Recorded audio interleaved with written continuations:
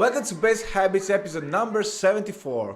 Today we're going to talk about playing bass in the Prodigy. The Prodigy are an English electronic dance music band formed in 1990. They were pioneers of the breakbeat influenced genre big beats and achieved mainstream popularity in the 90s. Their syncopated and rock-inspired drum rhythms infused with electronic rave music beats and combined with their punk imagery spawned a considerable number of hit songs, making them one of the most influential bands of the genre. Behind most compositions is band leader, keyboard player, producer and songwriter Liam Howlett, who can be considered the man behind the music, while singers Maxim and Keith Flint completed the image of the band with their stage antics and their intimidating appearance. If you're familiar with the Prodigy, you're probably thinking, oh, I didn't know the Prodigy had a bass player. And in fact, they don't. Though there might be some real bass on certain songs, the bulk of the bass frequencies is provided by keyboards. So what's the point of this video? Well, though we're talking about synth bass, contrary to some electronic acts whose program lines are often impossible to play, so some of the way that you program that bass is like technically impossible to do. Some of the music of the Prodigy translates surprisingly well to the bass guitar, and the results are pretty interesting, so it's worth checking it out. Since we're not talking about an actual bass player, there are no real bass habits to discuss, so we'll be taking a look at the 5 most interesting Prodigy bass lines. The first song we need to analyze is the title track of their Invaders Must Die album.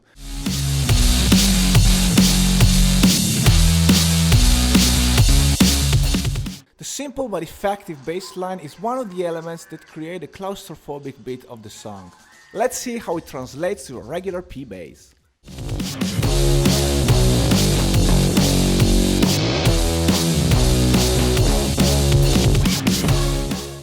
Pretty epic, right? The intro to the song features the same iconic riff but played an octave higher.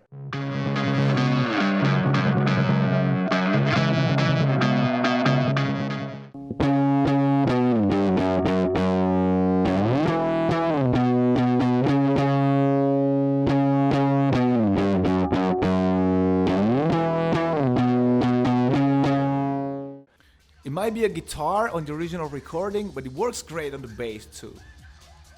The riff utilizes a C-sharp Phrygian scale. The majority of the music of the Prodigy is built upon minor scales that are the melodic contribution to its never-ending tension and its apocalyptic vibe. Next, we're taking a look at Climbatize from the Fat of the Land album.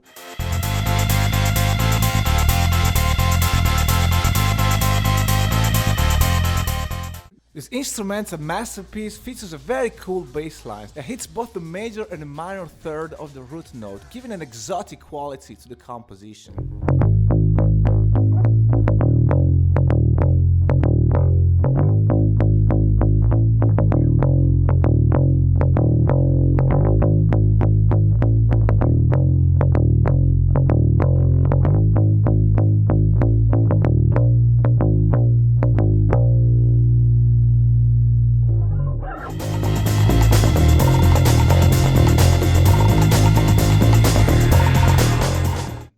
Contrary to most of the Prodigy bass lines, to translate Climbatize on a bass guitar, you need a very clean and percussive sound that you can achieve palm muting the whole thing.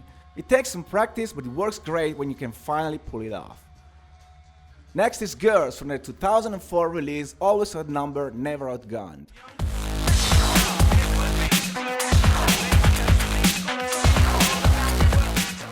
This bass line was performed with a microcorg, and it's very interesting because of its structure. The bass line plays on pauses and very short notes, creating a sheer contrast with the lead synth line.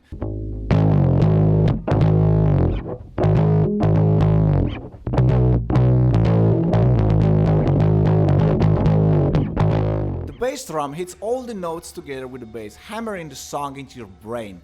This is a very cool and unusual pattern, and I'm sure it could translate very well to rock or metal music. So if you're struggling keeping up with the guitar riff, or if you want to try a different solution other than doubling it, you should try to apply this formula. Next is Funky Shit, again from the Fat of the Land.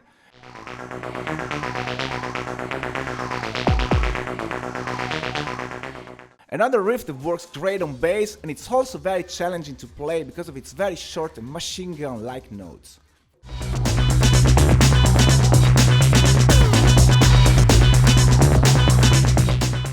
Since we're on the topic, to me, the way most of this record was put together is just unbelievable. Check out this snippet from producer Jim Pavlov. Listen here.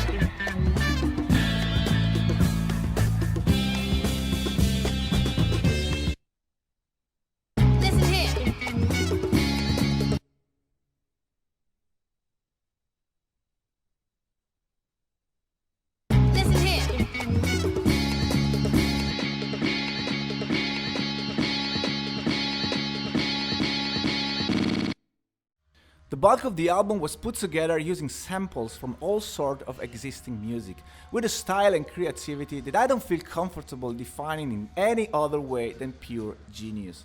If you are interested in the topic, I've put the link to Jim Pavlov's video in the description, so make sure you check it out. The last track we're analyzing today is the second single from Invaders Must Die, Omen.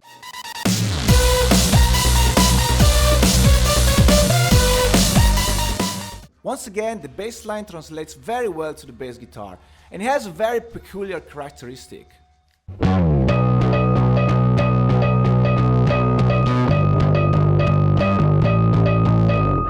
While all the other instruments have their main accents on the downbeat, the bass synth plays exclusively on the upbeat, adding suspension and creating a very tense and heavy vibe. Despite the relatively slow tempo, this is not that easy to play, as it requires total accuracy.